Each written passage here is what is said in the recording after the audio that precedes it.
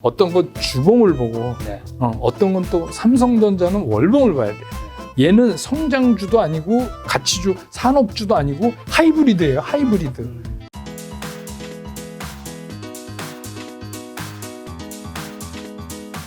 그러면 결국 뭘 사야 되나요? 종목 선정하는 방법 좀 뭐 그런 것도 있을까요? 종목 선정은 이제 네. 저는 이제 이런 거를 말씀드리고 싶어요. 네. 그러니까 종목 선정이라는 거를 네. 이렇게 이제 우리가 지금 얘기하는 이분법적으로 뭐 성장 뭐 아니면 가치 이렇게 너무 이렇게 딱 해서 나누지 마시고 네. 그러니까 예를 들어서 이 커머디티 관련주 같은 거 제가 지난 연말에 말씀 한번 드렸거든요. 그것도 뭐 추천한 게 아니라 난 이런 종목이 좋습니다 이러고 그냥 슬쩍 말씀드렸어요. 그거 지금 몇백 프로 올랐어요. 그 왜냐면 아니 돈을 그렇게 풀었는데 그럼 그게 안 올라가겠어요? 그럼 요새 뭐 구리 뭐 천 다 오르잖아요. 네네. 그러니까 그런 거는 여러분들이 네. 이 그런 방법으로 시장을 분석해내는 능력을 네. 오늘보다 처음엔 없지만 오늘보다 내일이 낫고 내일보다 모레가 낫고 이래야 주식투자 경험이 많아지면 좋은 거지. 맨날 똑같이 뭐 전문가한테 뭐 사요? 지금 사요? 이러면 10년을 해도 똑같은 결과가 나올 수밖에 없는 거예요. 네, 그러니까 저는 주식 고를 때 항상 아까 말씀드린 두 가지 돈을 벌고 있냐, 네. 벌 수 있냐. 그 다음에 이제 그거를 하기 전에 선행돼야 되는 게 지금이 주식 투자 할 때냐, 말 때냐. 주식 투자 뭐 꼭 안 하면 세금 내는 거 아니잖아요. 시장 나쁠 땐 그냥 쉬는 거죠. 네. 그게 돈 버는 거죠. 그러니까 현금도 굉장한 종목이, 좋은 종목이 될 때도 있어요, 순간적으로. 네. 그러니까 그거를 먼저 결정한 다음에 돈을 벌고 있냐, 앞으로도 벌 수 있냐. 그 다음에 그 종목들 중에서 가능하면 내가 싸게 사는 거는 기술적 분석을 의존할 수밖에 없다. 그거는 뭐 책에서 보니까 어떤 종목을 매수하기 전에 먼저 이 주식이 얼마나 올랐는가를 반드시 확인해야 한다. 그게 기술적 분석. 그렇죠. 너무 당연한데 그걸 어떻게 판단하나요? 그게 이제 이런 게 있어요. 그러니까 예를 들자면 네. 커머디티나 그 베이직 머티리얼 쪽에 있는 그런 종목들은 네. 주봉을 봐야 돼요. 주봉. 그러니까 어떤 것들은 일봉을 보고 어떤 건 주봉을 보고 네. 어떤 건 또 삼성전자는 월봉을 봐야 돼요. 네. 그러니까 이제 그 얘기는 뭐냐면 얘한테 맞는 거를 봐야 된다. 봐야지 이게 지금 이제 물으신 것 같은 어떻게 하면 낮은 가격에 사고 그렇죠. 높은 가격 그게 이제 보이는데 예를 들어서 일봉은 일봉 나름대로 날라다니고 이동평균선은 뭐 엉망진창으로 돼 있고 이러면 얘는 일봉하고 안 맞는 거예요. 근데 이제 막 그걸 찾다 보면 그런 이제 커머디티 같은 거 이런 애들은 주봉을 그대로 수렴해서 가고 있어요. 그걸 이제 발견할 수 있어요. 그 얘기는 뭐냐면 과거에 얘가 어떤 흔적을 타고선 지금 왔다면 근데 지금 여기서 그 이격이 확 벌어지면 이거는 부분 입절해야죠. 이게 암만 앞이 좋다 그래도 다시 내려올 거니까 그러면 그때 이제 왜 그러냐면 개인 투자가 가슴 아프잖아요. 저때 팔 걸. 그래서 잘못하면 거기서 이제 멘탈이 무너져요. 그러니까 저는 그런 것도 내 생각보다 많이 오르면 그 얘기 뭐냐면 얘가 주봉을 수렴하는 종목이라면 거기서 많이 벌어졌을 때 일부 익절을 해라. 그래서 돈이 들어오면 우선 편안해져요. 일부 남아 있기 때문에 편안해져요. 그러다가 그게 수렴하던 라인에 닿거나 밑으로 내려갈 때부터 분할 매수하면 그건 반드시 올라간다. 그래서 이제 제가 뭐 이 종목은 주봉을 잘 보세요. 이 종목은 월봉을 보세요. 삼성전자 1년에 2번밖에 안 올라요. 이런 말씀은 이제 드리는 이유가 그게 시장이 다 똑같지가 않은데 개인 투자가 잘못하시는 것 중에서 대표적인 게 뭐냐면 이런 거예요. 오늘은 주식 사는 날, 오늘은 주식 파는 날. 아예 이렇게 정해놓으시고 모조리 파는 거예요. 왜냐하면 내가 포트폴리오를 다르게 짰잖아요. 뭐 이거는 어떤 성격의 주식 그러면 얘네가 다 다르게 움직여야죠. 근데 무슨 이사 가듯이 그냥 몽창 다 팔아버리고 그러니까 그거는 뭐예요? 종합 주가 지수 코스피만 보고 하는 거예요. 그러니까 계속 실수가 되는 거예요. 포트폴리오가 제대로 안 짜져 있는 거예요. 네, 그러면 코스피 200을 하지 왜 그거래요? 그렇잖아요. 그렇죠. 그러니까 그렇게 포트폴리오를 짠다는 얘기는 리스크를 해칭한다는 개념도 있지만 투자 성과의 극대화라는 또 효과도 노리는 거예요. 그렇죠. 그러니까 예를 들어서 내 포트가 A, B, C 이렇게 세 개가 있다. 그러면 A 파는 날은 B는 살 수도 있고 네. 이게 다 각각 운영돼야 되는 거죠. 근데 이거를 그냥 일률적으로 한다는 얘기는 그러면 그 종목의 특성이나 그 종목이 속한 산업의 특성이나 이런 거 전혀 고려 안 하고 하는 거니까 그냥 홀짝이죠, 홀짝. 아까 삼성전자는 월봉을 봐야 된다고 하셨는데 왜 월봉 봐야 되는 건가요? 왜 그러냐면 이제 삼성전자 습관을 제일 먼저 묻잖아요. 네. 지금 삼성전자 사도 돼요? 뭐 네. 이거. 그렇죠. 네. 그거 뭐 무조건 받는 질문입니다. 네. 네. 그래서 저는 그냥 그분이 그 얘기 하실 때는 네. 그러니까 그분이 되게 어떤 생각을 갖고 있는지 아니까 네. 저도 단답으로 말씀을 드려요. 그러니까 그래야 그분이 편하니까 네. 사세요. 이렇게 이제 말씀을 드려놓고 네. 그다음에 사시려고 그랬던 거에 20%만 우선 한번 사보세요. 이렇게 말씀을 드려요. 그 얘기는 뭐냐면 삼성전자를 보시면 알겠지만 삼성전자는 그냥 삼성전자 혼자서 스탠드얼론으로 있는 종목이 아니에요. 왜냐하면 이거는 전체 코스피 200의 영향도 크고 그렇기 때문에 얘는 다른 파생 상품이랑 굉장히 연계가 많이 돼 있어요. 그렇기 때문에 우리는 삼성전자를 사서 막 올라가서 팔아야지 기분이 좋지만 기관이나 외국 투자가들은 안 그래도 돼요.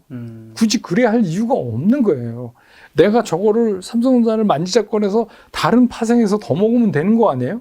그러니까 그런 걸로 레버리지로 이용될 가능성이 굉장히 큰 거잖아요. 그러니까 삼성전자 혼자 돈을 많이 번다고 그래서 막 종목에 가고 그러지 않는다는 거예요. 그렇기 때문에 삼성전자는 작년의 경우 보세요. 작년에 BBIG 그렇게 난리를 쳤을 때 삼성전자가 진짜 뻘짓했어요. 그러다가 11월부터 갑자기 튀기 시작했죠. 네. 삼성전자는 시장의 흐름이 꺾일 때 나타나요. 삼성전자는. 그렇기 때문에 삼성전자 1년에 2번밖에 안 움직입니다. 그걸 감안하고 사십시오. 그래서 월봉을 보면 되게 편하게 살 수 있어요. 당연히 분할로 사게 되죠. 월봉을 보면. 그래, 뭐 이번에 이쯤 한번. 그래, 8만 깨졌어? 그럼 이쯤에 한번 좀 담궈보고, 조금 기다렸다가 또 이쯤에 담궈보고, 이렇게 하게 될 수밖에 없잖아요. 그런 관점에서 멀리 떨어져서 보게 되면.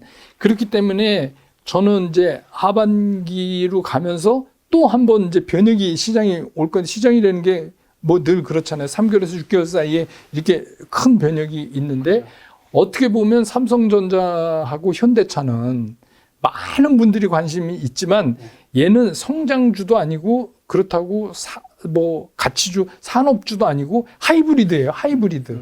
양다리. 양쪽 성격을 다 가지고 있단 말이에요. 지금. 그래서 현대차도 뭐 전기차 같은 경우로 보면은 이건 성장 쪽에 봐야 되는데 또 이거 세트메이커 입장으로 보면은 또 이거 그것도 아닌 것 같고 삼성전자도 물론 반도체가 지금 막 쇼테지 나고 굉장히 하이테크인 것만은 사실이지만 어떻게 보면 이게 그냥 저는 이제 이게 뭐 죄송한 얘기지만 쌀 장사라고 표현을 많이 해요. 꼭 필요한 거 인류한테 이제 어디가 필요해. 근데 옛날처럼 그렇게 뭐 아주 신비하고 그런 게 아니에요. 이제 그런 시장으로 가고 있단 말이에요. 점점. 그러니까 그런 거를 감안한다면 이게 갑자기 뭐 다른 것처럼 막 확 올랐다가 막 그렇게 해서 나한테 막 짧은 기간에 짜릿한 이익을 갖다 주고 이런 걸 기대하고는 삼성전자 사시면 안 돼요. 삼성전자는 긴 호흡으로. 그래서 제가 적어도 여러분 투자하는 거에 30% 이상을 삼성전자 담으시는 건 좀 별로라고 생각한다. 그 안에서는 삼성전자 같은 것도 필요하다.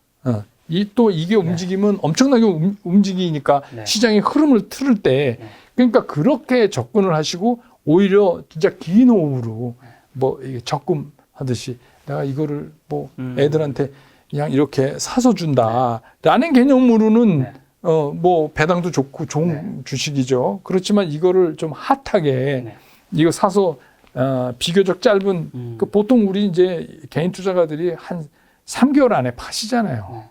안만 늦어도 다 3개월 안에 파시더라고요. 그러면 그런 입장에서 보면 그렇게 적합한 종목은 이미 아니다. 그러니까 그런 성격을 이미 파악하셔야 된다. 이 종목이. 그래서 이제 그거에 따라서 내가 일봉을 볼 거냐, 주봉을 참고를 할 거냐, 월봉을 참고를 할 거냐, 이제 이걸 정하셔야죠. 네. 실제로 외국인 공매도가 삼성전자에 좀 폭격 좀 집중되고 있다고 제가 알고 있는데 매도 포탄의 이제 중심에 있는데 개인들이 많이 개인들이 선호하고 있는 삼성전자가 몸살을 앓고 있잖아요. 그럼 결국 지금 사도 되는 건가요? 어쨌든 지금 많이 떨어졌으니까. 전 이제 이렇게 봐요. 아까도 말씀드린 삼성전자 늘 사도 돼요. 네. 근데 이제 한 번에 사서는 안 되고, 네. 분할 매수. 그 다음에 이제 삼성, 현대차 이런 데에 네. 몰리는 이유는 공매도가 네. 몰리는 이유는 네. 간단한 거예요. 그 숏 치는 사람들은 뭘 생각을 하겠어요. 그러니까 주가가 막 올라가서 네. 이게 꼭지라고 생각했을 때 숏을 치냐면 아니에요. 공매도는 이게 저희들 이제 처음 입사했을 때 그때 일본 말을 많이 썼으니까 네. 우리가 골프 이렇게 헛스윙 할 때 가라 스윙 이러잖아요. 네. 공매도 가라 우리. 그래서 이제 저희 처음 이제 1970년도 입사하면 선배들이 가라 우리 이렇게 얘기했어요. 야, 저거 가라 우리 나간다. 공매도 나간다. 그 얘기예요. 그때는 차입해서 때리는 게 아니라 네. 진짜 때려요. 물건 없이. 3일 내에 갖다 넣든지 반대매매 하든지. 전산이 안 될 때니까 네. 이제 진짜 공매도를 칠 때예요. 그때는. 그런데 이런 공매도는 사실은 확인 사살이에요. 공매도는 확인 사살일 때 많이 먹어요. 무슨 얘기냐면 아까 대만의 사례도 말씀드렸지만 네. 뭔가 대상이 위크 포인트를 나타낼 때 네. 요거 때려야 이게 죽어요. 그래야지 그럴지 아닐지 잘 모르는 데에다가 쳤다가 거꾸로 당할 수도 있어요. 네. 공매도 세력이. 그렇기 때문에 공매도는 이제 뭐 초원에서 말하면 다리 저는 사슴이 먹잇감이 될 수 있잖아요. 하이에나에. 건강한 거 안 건드리죠. 네. 그러면 이제 그런 입장에서 보면 네. 삼성전자 뭐 반도체 뭐 요새 쇼테지 나고 뭐 여기 또 그래서 자동차도 그렇고 뭐 이런 거 그다음에 금리 만지작거린다니까 기술 성장주에 대한 두려움이 또 네. 있죠. 그런 대상이 되니까 그걸 대상으로 삼을 수밖에 없고 또 한 가지는 이걸 공매도 침으로 해서 파생이 움직여요. 우리는 공매도만 친다고 생각하지만 걔네들은 그렇게 안 하거든요. 네. 그럼 파생에 영향을 많이 주는 놈을 공매도를 칠 수밖에 없죠. 그러니까 공매도가 재개됐다 이래서 네. 외국인들이 뭐 공매도를 뭐 전업종에 그런 거 아니고 네. 핀셋 타격이에요. 내가 이걸 공매도를 쳤을 때 최대한도 효과를 볼 수 있는 게 과연 무엇일까? 이렇게 생각할 거 아닙니까? 그러니까 일반이 생각하는 그런 방법이 아닌 거죠. 그러니까 우리가 이제 그걸 알아야 돼요. 근데 그것도 저는 너무 두려워하실 필요가 없다. 네. 왜냐하면 그렇게 이제 그 원래 숏은 오래 안 가요. 근데 이제 그걸 치면 이 사람들이 다시 그거를 상환에 넣고 이러면 또 얼마 지나면 회복되는데 그거 숏 나올 때마다 개인 투자가가 깜짝깜짝 놀래갖고 그러면 이거 주식 투자 못하죠. 더군다나 이제 이 대상이 되는 네. 이런 주식들은 더더욱 그렇죠. 이런 거 그냥 긴 호흡으로 보셔야죠. 그래서 제가 자꾸 이런 거 월봉 보셔라 이런 이유가 네. 그렇게 좀 천천히. 두 발자국, 한 발자국도 아니고 두 발자국 물러나서 보면 보이는데 너무 다가가 있으니까 매일매일이 힘든 거예요. 지금 말씀 나왔던 이제 공매도가 생각보다는 시장에 미치는 파장이 좀 뭐 약간의 출렁임이 있었지만 크진 않았다는 보긴 의견들도 있던데 그래서 뭐 세력의 패배 뭐 이런 말도 좀 들리던데 실효성 논란에 대해서 대장님 어떻게 보세요? 저는 이제 아직은 그게 판단할 수가 없어요. 5월 3일부터 지금까지 보면 확실히 공매도 많이 쳤어요, 외국인들이. 네. 근데 이제 지금 말씀하신 것처럼 특정 종목에 집중돼 있잖아요. 네. 그건 이제 그 사람들이 그렇게 하면 돈을 먹을 수 있다고 생각했기 때문에 그렇게 한 거죠. 그리고 지금 시장의 성격이 뭐냐면 시장에 자금이 많아요, 유동성이. 네. 그러니까 어설프게 치면 안 돼요. 네. 결정타가 아까도 말씀드렸지만 숏은 이게 확인 사살인데 네. 결정타를 치면서 순풍을 끊는 거잖아요. 그래야 많이 먹죠. 숏 입장에서는.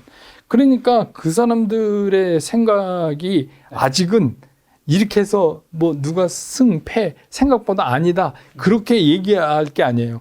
내일이라도 그런 상황만 조성되면 칩니다. 이 사람들은.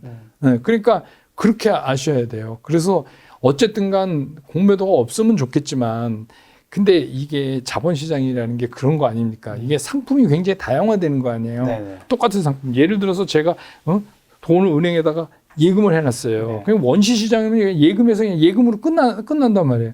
근데 이제 자본 시장이 발달하고 자본주의에서는 어떻게, 야, 이거 예금해놓은 거를 근거로 나 노트 하나 발행해줘. 그 노트를 돌리잖아요. 벌써 새 상품이 생긴 거예요. 그런 식으로 공매도도 그렇게 해서 만들어낸 거 아닙니까? 네. 그러면 이게 무슨 얘기냐면 선진 시장으로 갈수록 이렇게 나오는 파생되는 상품의 다양성이 늘어나는 거예요.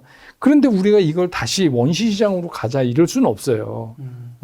물론 원시 시장으로 가면 원가에 가깝죠. 네. 그러면 뭐 외국인도 샀다 팔았다만 해. 그리고 기관도 우리도 그럼 얼마나 좋겠어요. 그런데 그렇게 되기는 현실적으로 어렵다. 그러니까 공매도를 어떤 식으로 받아들여야 되냐면 이렇게 제가 말씀드린 것처럼 공매도가 이렇게 쳐지면 나는 어떻게 대처를 해야 되고 그게 이제 지나가면 내가 무엇을 해야 되고 이런 식으로 생각을 하셔야지 공매도 무조건 나쁜 외국인 기관 투자가 이 나쁜 놈들 이렇게 할 필요는 없다고 저는 봐요. 네, 개인적으로는. 자, 그럼 외국인 뭐 기관 얘기가 나와서 그런데 아까 촬영 전에 저한테 해주셨던 말씀이 우리 개인 투자자가 이걸 좀 잘못 생각하고 있다. 그게 개인 투자가가 이제 손해 나는 첫 번째, 두 번째, 세 번째 안에 드는 이유 네. 중에 하나가 제가 이제 뭐 책에서도 썼는데 그 소크라테스 이게 너 자신을 알라. 네. 근데 이제 개인 투자가 자신을 몰라요. 네. 그건 무슨 얘기냐? 자기 인생에서는 자기가 주인공이 맞죠. 그렇죠. 누구나 자기 소중한 삶이 있으니까. 그렇죠. 근데 주식 시장에 들어오면 그냥 아무것도 아니에요. 그냥 수많은 투자자 중에 한 명이죠. 네, 그냥 뭐 없어져서 막말로 다 털리고 나가도 아무도 신경 안 써요. 그죠. 네, 그러면 우리가 먼저 인식해야 되는 게 뭐냐면 나는 도대체 뭐냐? 이걸 인식을 해야 돼요. 그러면 이제 예를 들면 외국인은 막 어마어마한 유조선, 막 기관은 뭐 조그만 뭐 20-30명 타는 배. 네. 네. 우리는 그냥 4-5명 타는 낚싯배. 이런 거예요. 그러면 그 사이를 내가 쟤네들 있는 사이를 어떻게 잘 안전운행을 해서 나갈까? 이거를 생각하시는 게 아니라 걔네가 적이라고 자꾸 생각하는 거예요. 그래서 뭐 우리가 편의상 외국인, 기관, 개인 이렇게 해서 맨날 수치도 나오고 그러지만 그렇죠. 이거 누가 이렇게 했어요? 그러면 기관은 우리 적이다. 이렇게 볼 수가 있냔 말이에요. 외국인은 우리 적이다? 아니에요. 그냥 그거는 어떻게 보면 우리 시장의 컨디션이에요. 우리한테 준 상황이에요. 그러니까 자꾸 내 옆에 있는 그러니까 나 아닌 다른 사람은 외국인이건 기관이건 개인이건 다 적이다. 그 주식 투자가 뭐예요? 바보 게임 아니에요. 내가 이 주식을 샀어요. 이 살 때 어떤 생각을 해요? 이 주식을 내가 산 가격보다 더 비싸게 사줄 바보가 이 시장 안에 존재한다는 가설을 믿는 거잖아요. 그렇죠. 만약에 그런 사람 없으면 이거 왜 사요? 자기가 바본데. 네. 그러니까 그거를 생각하면 서로 바보를 만드는 거 아니에요. 네. 그러면 누가 적인 게 소용이 없어요. 나만 바보 안 되면 돼. 네. 네? 나만 바보가 안 되면 되는 개인 거예요. 투자자에게 외국인 기관이 적이 아니라 네. 그렇게 따진다면 개인도 다 적이다. 그럼 다 적이죠. 바로 옆집 사람이 적일 수도 있어요. 같은 동학개미 운동이라고 해서 네, 네. 그러니까 이제 이게 이름을 이렇게 붙이니까 뭐 좋은 이름인데 네. 동학 이러니까 자꾸 옛날 정몽준 장군이 막 네. 고분가요? 거기서 막 이거 했던 그 생각만 하시는데 아니 뭐 그런 생각 하시는 거 좋기는 한데 이거는 마치 이런 거잖아요. 초등학교 운동회 때 선생님이 줄 세워놓고 니넨 1,900원 내서 팔아보자. 니넨 100원 이거 하면 이거랑 다르단 말이에요. 주시장은 그런 거 하는 데가 아니에요. 주식시장은 그런 거 하나도 없어요. 이데올로기도 없어요. 주식시장은 그냥 돈 버는 데예요. 그러면 거기에 충실하게 생각을 해야 되니까 그 누구도 내가 아닌 사람은 다 적이 될 수 있는 거죠. 그렇게 생각을 하셔야죠. 다 내 매매의 상대방인데. 네. 이제 TV에서나 신문에서 외국인과 기관이 그렇게 막 팔아대고 있다 할 때 네. 우리가 막 화낼 필요도 네. 없어요. 걔네들도 쉽게 얘기하면 돈 벌러 들어온 돈 벌러 들어온 건데 만약에 싫으면 그냥 주식 투자 안 해야 돼요. 왜? 주식시장에 외국인도 있고 기관도 있잖아요. 옛날부터 있었잖아요. 그러니까 나는 거기에 들어가서 뭔가를 해야 된다. 그러면 뭐 운동으로 말하면 이게 무슨 개미 리그를 따로 만듭시다 이럴 수는 없잖아요. 운동처럼. 그러면 예를 들어서 뭐 축구 시합 뭐 이렇게 하는데 잘 차는 사람도 있고, 못 차는 사람도 있고, 그런데 거기 가서, 너는 차지 마. 이럴 수는 없는 거 아니에요. 그렇죠. 그러니까 이 시장이 그렇다는 거죠. 대부분 외국인이 유조선이라면 우리가 돛담배라면 그냥 부딪힐 게 아니라 네. 그들이 만들어 놓은 물길을 네, 그 뒤에 살살살살 따라가는 게 어떻게 하면 그게 따라가지나 이거를 보셔야 된다는 거죠. 그럼 그동안 국내 증시에서 좀 개인들이 작년 말고는 사실 좀 많이 좀 당했잖아요. 당했죠. 좀 왜 당했다고 보세요? 첫째는 뭐냐면 잘 모르세요. 네, 그죠. 네. 그 전에는 네, 그러니까 그 전에는 주식 투자가 거의 홀짝이에요. 네.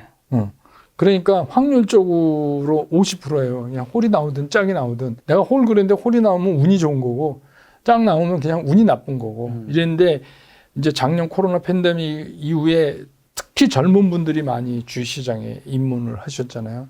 근데 이제 이분들은 이제 흔히 얘기하는 스마트 게임이죠. 네. 정보도 빠르고. 그렇죠, 그렇죠. 뭐 저희랑 똑같이 새벽 되면 다 미국 시장 다 보고 뭐 똑같습니다. 네. 다만 이제 다른 게 있다면 어떤 정보에 대한 소화 분석 능력은 아직 조금 차이는 있는 것 같아요. 이게 뭐 시장에 어떤 영향을 미치는가를 분석하는데 그건 이제 경험이 필요하니까. 네. 근데 그거 빼고는 이제 스마트해져서 공부도 많이 하시고 그러니까 이제 달라졌지만 예전에는 그렇지가 않았죠. 그다음에 이제 또 한 가지 무서운 게 뭐냐면 주식 시장에 입문하면서 대박을 얘기를 해요. 이게 이제 큰일 나는 일이에요. 대박 보기에 들어간 데 아니었나요? 그러니까 이런 거죠. 뭐 이제 작년에 갑자기 주식시장 많이 좋아지니까 뭐 십몇 년 동안 어떤 주식을 사서 모아서 내가 뭐 팔자가 폈습니다. 이런 분들이 뭐 막 쉽게 얘기하면 간증하고 뭐 막 그러잖아요. 그래서 뭐 나는 뭐 수포개미가 되고 막 그러는데 저는 이거죠. 모든 사람이 수포개미가 될 수는 없다는 거예요. 그러니까 내가 그게 이제 제가 늘 하는 상대평가를 하지 마십시오. 그러니까 내 친구는 나랑 똑같은 때 주식 투자했는데 쟤는 차 바꾸고 말이야. 근데 나는 왜 이 모양이냐? 그러면 이제 그때부터 멘탈이 깨지는 거예요. 그렇죠. 그러면 어떻게 돼요? 사람이 더 공격적으로 변하는 거예요. 공격적으로 변하게 되면 어떻게 해요? 합리적인 판단을 할 수가 없어요. 그러니까 내 나름대로 기대 수익이 뭔가 내 나름의 기대 수익을 정해야 돼요. 정하고 그걸 잘 하다가 진짜 운이 좋아서 대박이 날 수도 있지만 처음부터 대박을 그러니까 뭐 돈 많이 버신 분들 정기를 그냥 똘똘 외워요. 그렇다고 그게 주식 투자에 무슨 도움이 됩니까? 손흥민 정기를 1000번 읽으면 볼을 잘 찹니까? 그게 아니잖아요. 그러니까 그거를 착각하시는 것 같아요. 그리고 우리가 주식 투자를 한다는 게 이런 거잖아요. 지금 이 주식이 있어요. 그러면 이게 미래를 사는 거니까 미래의 가격이 있잖아요. 이게 이제 퓨처 밸류잖아요. 그럼 우리가 이 퓨처 밸류를 만들어야 되는데 기대 수익이 높으면 이 퓨처 밸류가 높아요. 그리고 이거를 미래 가격에서 할인을 해서 현재 가격을 내는 거잖아요. 근데 이 할인율이 각자 달라요. 자기의 기대 수익이에요. 근데 기대 수익이 높으면 할인율이 가파라요. 그래서 그 만들어진 현가하고 시장가, 마켓 밸류하고 프레젠트 밸류하고 차이에 의해서 내가 살 건지 말 건지를 결정하는 거 아닙니까? 이런 작업이 이제 일어나는 거예요. 순간적으로. 근데 기대 수익이 크면 이게 이제 오류가 발생하는 거죠. 왜냐하면 나는 빨리 벼락부자가 돼야 되니까. 그런 거 하나. 또 한 가지. 내가 이걸 왜 하느냐는 거예요. 주식 투자를 내가 왜 하느냐. 그건 사람마다 가치관이 다 달라요. 진짜 맛있는 커피 한 잔을 하루에 한 번씩 마실 수 있다는 게 나는 생에 굉장한 가치로 생각합니다. 하는 사람도 있고, 이거 커피 비싸니까 마시지 말고 이거로 주식 사라. 이런 사람도 있어요. 그게 어떤 게 맞고 틀리는 게 아니라 그냥 다른 거예요. 그러니까 다르다는 걸 인정을 해야 돼요. 그러니까 주식 시장에 있는 모든 개인이 다 부자가 어떻게 됩니까? 그래서 그런데도 거기서 안 깨지고 내가 적정 수익을 올릴 수 있는 길, 그거는 탐욕과 미련을 버리는 거예요. 탐욕과 미련을. 그리고 나는 슈퍼개미가 될 수 있다라는 생각에서 벗어나는 거예요. 나는 남보다 더 버는 게 아니라 남만큼만 번다는 생각으로 출발하시면 실패할 확률이 줄어들어요. 책에서도 보니까 부자가 되려는 강박에서 벗어나요. 그러면 얼마나 이게 멘탈이 이제 그때부터는 제대로 작동이 안 되는 거예요. 그러면 강박이 있을 때는 그렇게 되면 어떻게 돼요? 뭐 종목 선정, 매매 타이밍 다 엉망이 되는 거죠.